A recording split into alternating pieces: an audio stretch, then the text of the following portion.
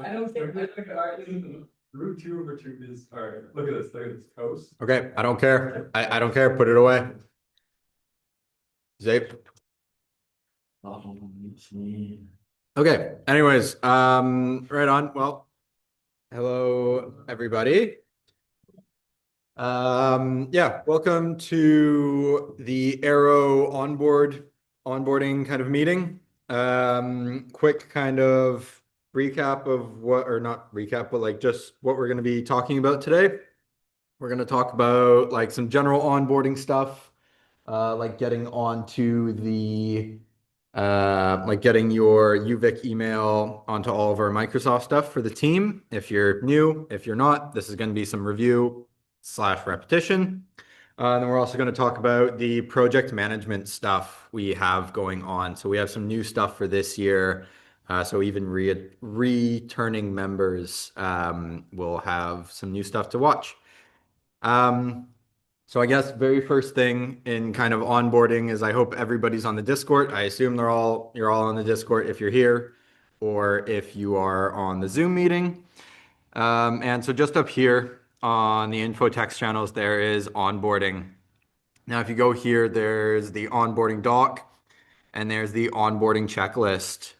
Both of these are very important documents. You guys should go through them and read them and follow them. Yeah, in there should be a place where you will add your email to a list.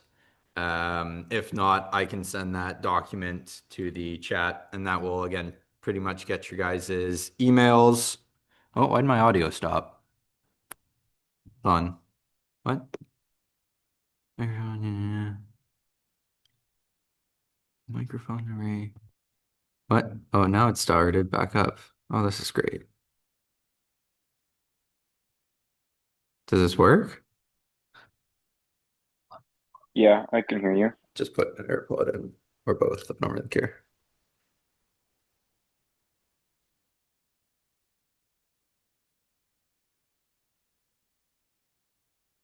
Okay.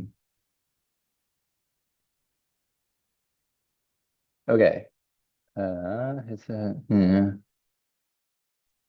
you guys hear me on Zoom? Yep. Yeah. Okay. All right. Cool.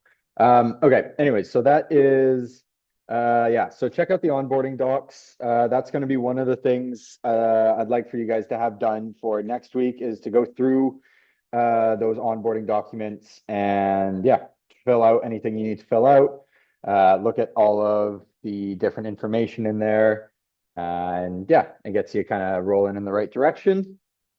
And yeah, on to project management. So this year, one of the new things we have is going to be our Microsoft Teams page.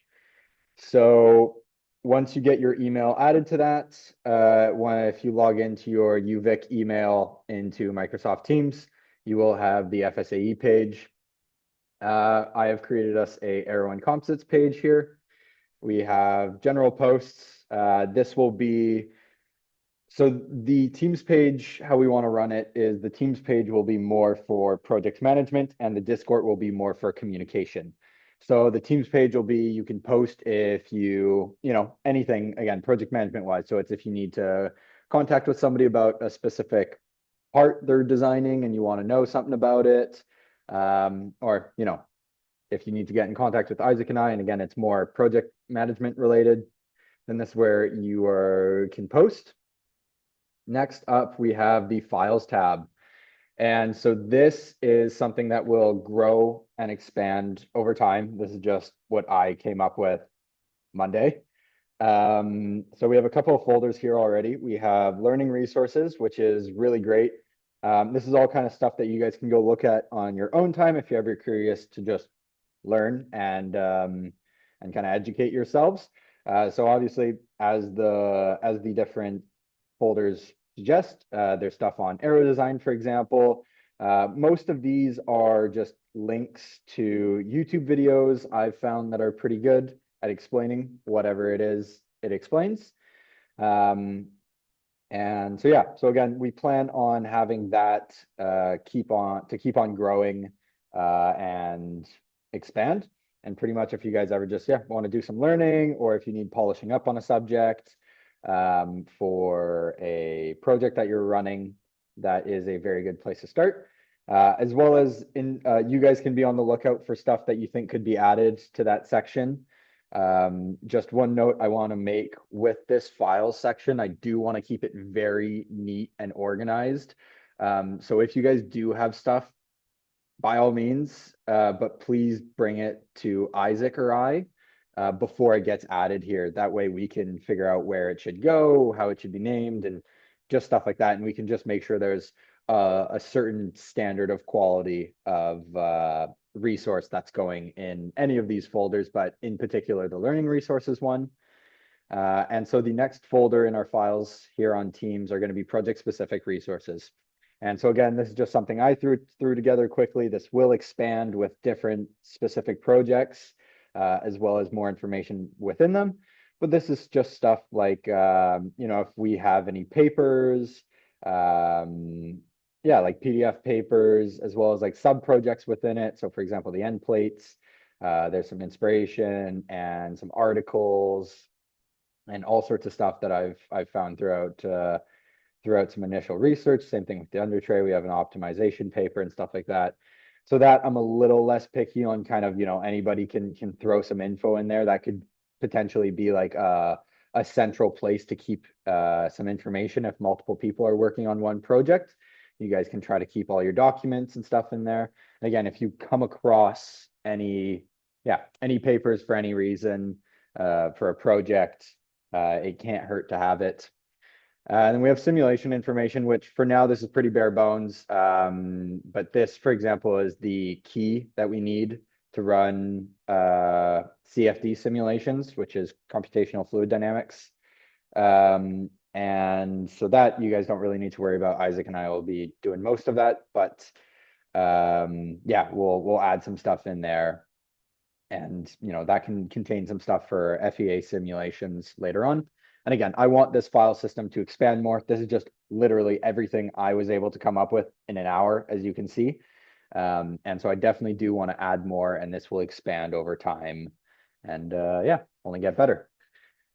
So after the files, we come to our main kind of project management hub. And so this, again, is probably going to change. This was just an initial kind of, what we want it to look like. But pretty much we're going to have our tasks that are due on the left here, in progress tasks, and then pending review. And so what this is in conjunction with Planner, which is really great. If you click over to Planner over here on MS Teams, it can show you all the stuff that's been assigned to you, where it's come from, its due date, its urgency, all sorts of stuff like that. So Planner is pretty great, and it's what we want to try to use. It's great. We can assign specific people to the role and dates, so it's really all kind of clear. And then, just overall is making it to make sure our Aero package and our goals for this year are kind of on track and going where we want. This is where we're really going to be able to kind of keep an eye on everything, as well as obviously members can take a look and kind of see where other projects are at if they want, or if somebody wants to take on more work and they want to see if there's stuff that's just hanging out in the to-do, then that's where you guys can definitely start. After that, we're getting into the SharePoint. So there's the club, the FSAE team has a SharePoint with a ridiculous amount of just resources. And so the first SharePoint link I have over here, this is straight to our system specific and Aero SharePoint. So what this is going to be a lot of kind of archived information. So if you guys ever want to go potentially look at like an old design of a car to see how that specific part was made, or if there's documentation. Again, I know historically documentation and stuff like that hasn't been amazing. And that's one thing we're going to push really hard for this year, is having documentation of why we made decisions, what are those decisions, and again, just have them on paper so that for potentially future years, but as well, come competition time, design judges will be the ones asking us that. Why did you do this? What does it do? And so, Isaac and I will have a really good knowledge of the Aero package, but unless it was specifically us who made it, we're going to have to fall back on some documentation. So again, this year, that's one of our goals. But if you do want to go look at some old stuff or just look at what UV20 or UV15 was like, for example, then you guys can go do that. There's also the resources folder here with tons of stuff. Again, there's like some CFD simulation things in here. So if you guys ever want to get a jump on that. And yeah, so some cool stuff there. And then this next link is just to the general SharePoint. So this is where you get spit at for the general kind of FSAE SharePoint. And you can go into FSAE SharePoint, and then there's all the different folders here. So testing data, again, anything you guys are kind of looking for, it's all kind of in here, which is pretty cool. So anyways, this Teams page is new to this year. So of course, things are going to change. Things are going to get better. So if you guys do have suggestions or ideas or whatever it is for this, let me know. Again, I whipped this up in an hour and a half on Monday night. Like shit is going to change, and it should change. But this is just a baseline, and I think it's pretty decent, and it's where we're going to, again, run most of our project management. And yeah. So next thing on the project management side is going to be the PDM. So this is where all of our CAD files live and kind of how we work and design. So one of the things that I'd like done for next week as well is for you guys to go through the process to install the PDM, and you'll need the UVic VPN, which it sounds like a bit of a process, but there is a document that kind of walks you through it. I think it's in the onboarding doc. If it's not, we can find it. But anyways, this is where you come to open it. It will live just kind of right here on the side of your taskbar. And you need to make sure you're connected to the VPN, for example. So I'm connected right now. If you're at school, in theory, it should work because you're on a UVic network, but theory is one thing and practice is another thing. I always just go on the VPN. It just saves you headaches. And so, yeah, all sorts of stuff in the PDM, but what we're mainly worried about is like CAD, for example, and then obviously aerodynamics. And so we have different things on there, different folders. We haven't quite gone through yet and done, a kind of reorganization of what we want for the PDM. This is mainly how it's always been, just years. And we have different stuff, general components, airfoils, whatever it is. One big thing to remember though with PDM is going to be like PDM etiquette, if we wanted to call it that. So you guys will get familiar with this, but I just kind of want to show it something quickly. Let's go, for example, just something like this. So when you open something up on the PDM, it'll boot up SolidWorks because it's a SolidWorks part. But what it's going to prompt you for is to check out this file because everything lives on the PDM. The PDM is a server and it doesn't want to let more than one person modify a file at a time. So when you open a file, it's going to ask you to check it out. And when a file is checked out, you have the most recent version. Nobody else can, touch it. So you can see it right here. So it's not checked out. So would you like to check it out? Yes. So you check it out.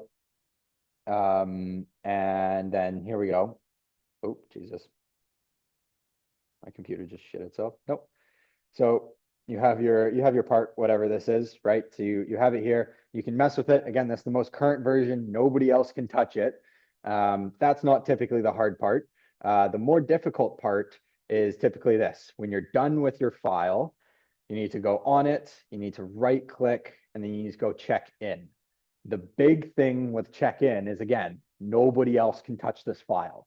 And you have a unique login to the PDM. So it's like per person has a login to the PDM, and it's only that person who can check the file in. Nobody can override it but that person. And so so for example, if I check out a part and then I go on vacation for a week and I'm off the grid and somebody else, Isaac, needs this part as reference or something like that, he can't touch it until I get back on my computer, and on my side of things, I hit check in. So it happens. We're human.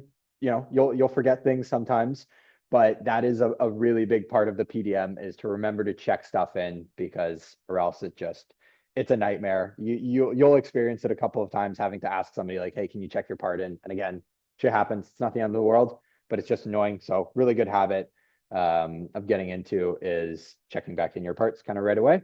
And it can also prompt you for comments. You can write comments if you've changed major stuff. If not, you can just put like your initials. It doesn't have to be that crazy. So yeah, all the other subsystems do also live on the PDM, as you guys can kind of see here. So if you guys ever need another part, or whatever it is, like for example, let's say you're designing the bodywork and you want the chassis to be able to make your reference geometry off of that chassis for your bodywork. Then you can go into chassis. And obviously we don't have our 2026 one made up quite yet, but you could go to you could go to here, you could grab the chassis assembly, or you could just grab the IC chassis and you can go from there. Now I will caution you, some of these files you probably don't want to open on your personal computer because some of them are rather large. If you do ever need to open up a large assembly or something like that, there are 3 computers in the office. And for everybody in person, we can go take a walk to the office after this. I can show you guys what it looks like and stuff. You guys are always welcome to do work on those computers if you want. They're also just nice computers that have a good amount of like RAM and stuff like that. So SolidWorks works well on them.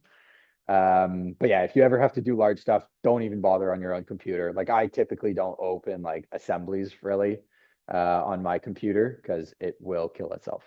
But individual components are typically fine. But yeah, anyways, the big thing with the PDM is check in, check out the parts. It makes everybody's life easier. So like I said, PDM, VPN, those are probably the 2 biggest pains in the ass to get sorted. So I would get started on that sooner than later. And you can't really start doing design work until you have the PDM, because this is, again, entirely where we operate out of.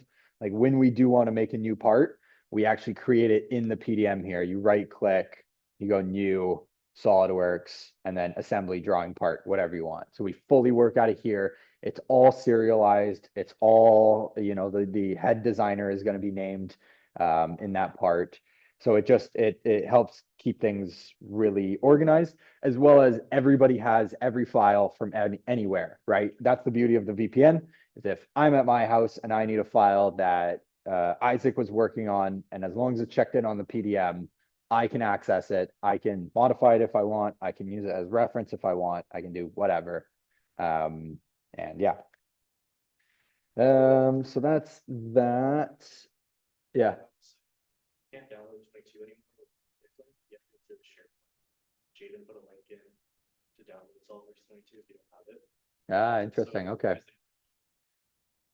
Okay, interesting. I don't know if the Zoom meeting caught that, but there is a link on the SharePoint to download SolidWorks 2022, because that is what our PDM is made for, is SolidWorks 2022. Now there are talks of getting that changed to a newer SolidWorks version. I mean, honestly, it doesn't really do much, the newer SolidWorks version, but you need to be on the version that the PDM works with. If you get SolidWorks 25, you won't be able to, it won't mesh with the PDM. And so that is on the SharePoint. I could potentially send you guys a link to that if it's too hard to find for SolidWorks 22. But yeah, there's that. Yeah, if I'm gonna find it, bring it to me and check out. Yeah, I don't know. Any questions so far?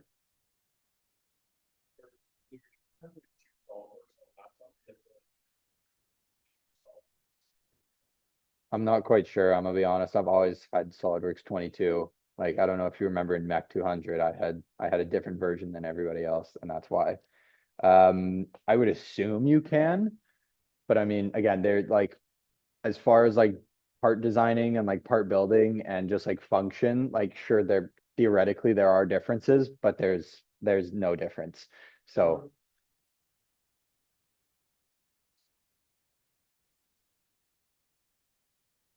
Again, I don't know. I haven't run two, but I would assume so. It's worked for me to have 22, and if the university supports 24, 25, whatever it is, then yeah, I would imagine it still works like that. Um, yeah, again, I would just encourage everybody to get the VPN, get the PDM, because next week we do want to start kind of like laying out some like initial design stuff, and we want to get rolling, and this is kind of how we're going to do it.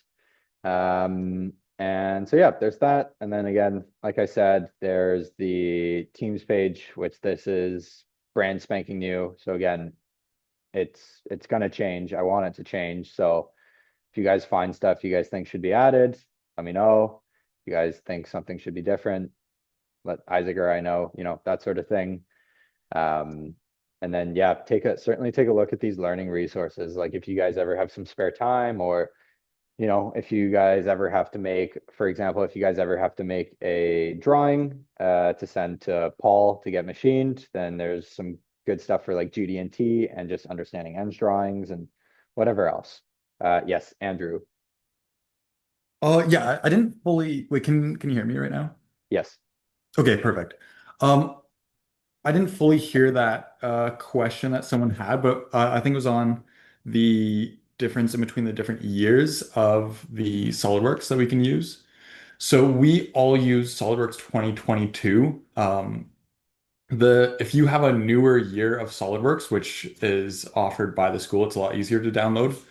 Um, it's fine. You're able to open everything that was made in SolidWorks 2022, but when you make a part, it's going to be super hard for the people who have that SolidWorks 2022 to open your parts and open your assemblies. So, yeah, as those mentioned, we are going to be moving, or possibly going to be moving to a different year. But yeah, it would be pretty helpful to have the same year that the team runs on. Yeah.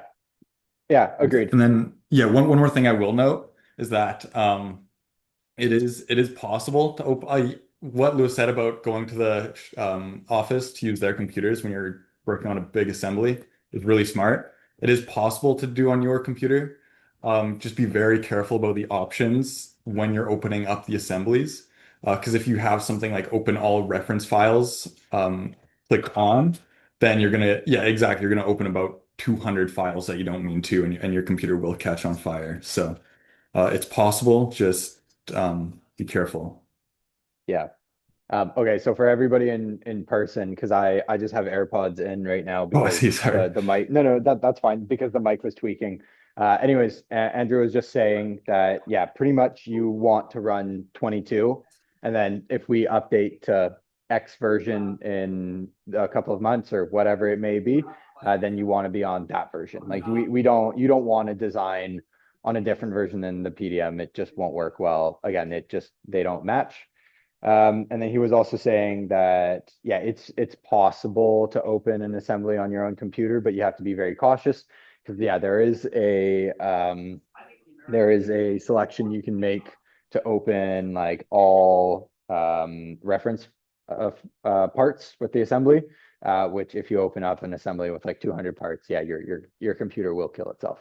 So anyways, like I said, I heavily encourage that if you ever need to do big assembly work, which we don't often have to for Aero, it's quite nice. But if you ever do, I'd encourage you to go to the office and use the computers there because again, they're powerful. That's what they're kind of there for.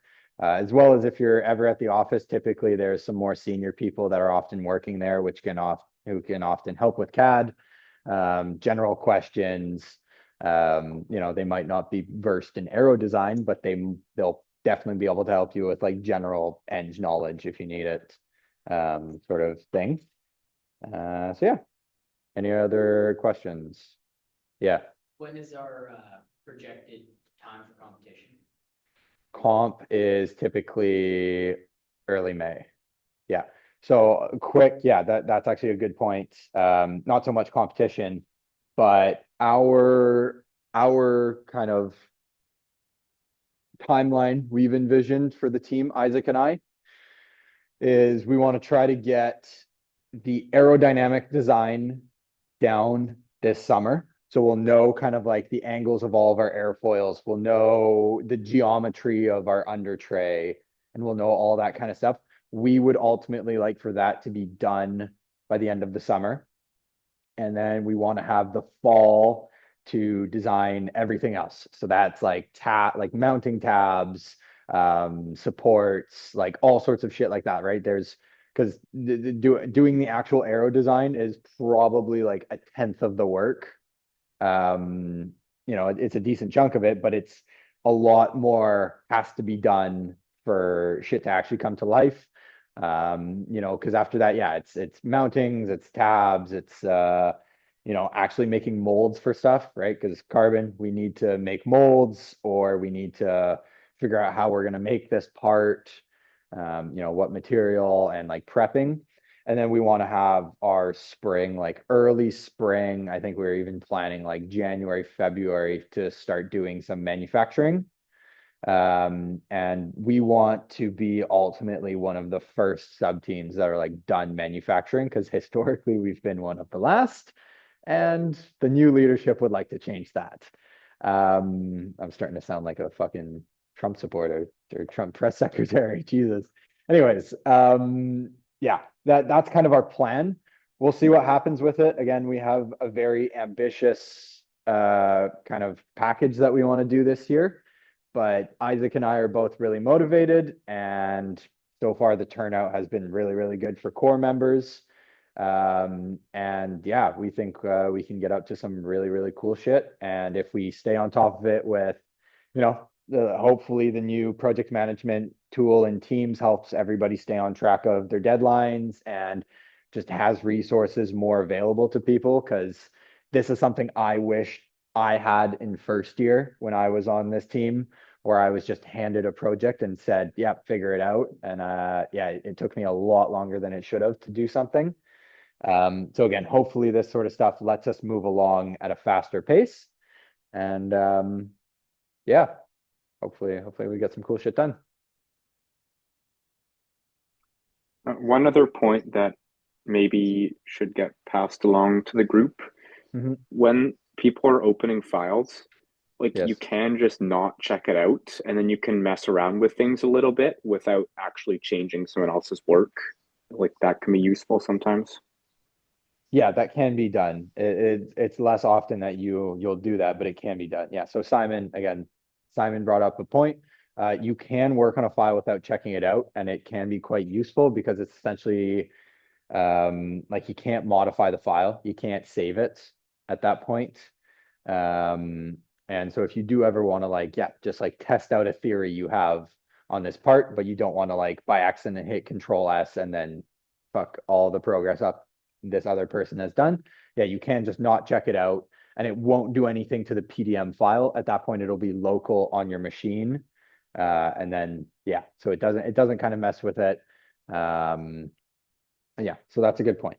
So you can definitely use it without saving to the or without checking out, so that it doesn't mess with whatever's in the PDM. But I don't find myself doing that overly often, but it's an option. Okay, last rounds of questions. Okay, cool. Well, that was kind of our onboarding meeting as well as my just first kind of meeting. So slight shit show, but that's fine.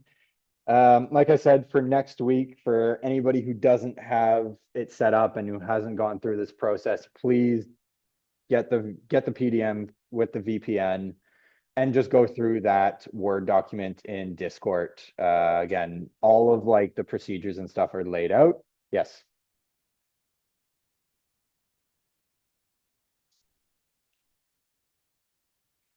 Yeah.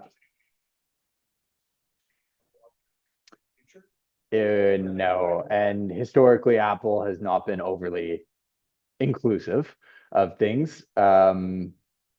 Yeah, you can technically run like an external machine if you really want to. You could do that. And you could also do this. Isaac and I we don't think we'll get everybody on this. But there is a way that we have a UVFR remote account, and then you can do remote desktop. actually, and I think this would be the best thing for you so that you don't always have to physically come to campus. And this is great. I do this often to run simulations, or again, if I need to quickly open a big assembly file.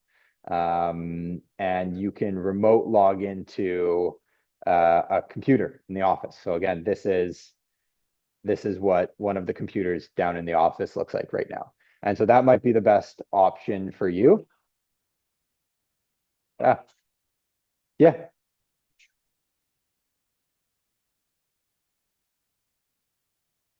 Yeah, or again, like just use remote access. Like it's pretty good and reliable. Or, yeah, do whatever you kind of want. But yeah, for now, if you're on campus, come to the office. There's no sweat in that. Long term though, I definitely think we should get you set up on the remote access, and that would make your life easier. It doesn't have to be like anything soon. We can sort that out months. Yeah, we can go at it. I mean, we're going to, we're starting up design in the like next few weeks. So we've still got like a few weeks to figure all of our stuff out and make sure everybody's set up on the SharePoint, on the Teams page, and then we'll get going. And so yeah, you could try to figure it out. Figure out a system that works for you. And yeah, just let Isaac and I know if you need anything. And again, if you do want to get that remote access, just let us know. Cool. Any other questions? No. Okay. Right on. Well, thank you for coming, everybody. And we will be having a Thursday meeting again, same time next week, I imagine. Details will be posted, exact details will be posted for where it'll be. Like we might be going up to like the computer lab in ELW, just so that everybody's got SolidWorks, everybody's got access to a computer sort of thing. Just so we can mess around with that. But again, onboarding stuff for this week because we want to get the gears in motion in the next few weeks here and get moving on this Aero package because we've got a lot of work ahead of us, but it's gonna be some cool stuff in the end of it if we get it done. Okay, right on. Thanks, everybody. Thank you. What's that?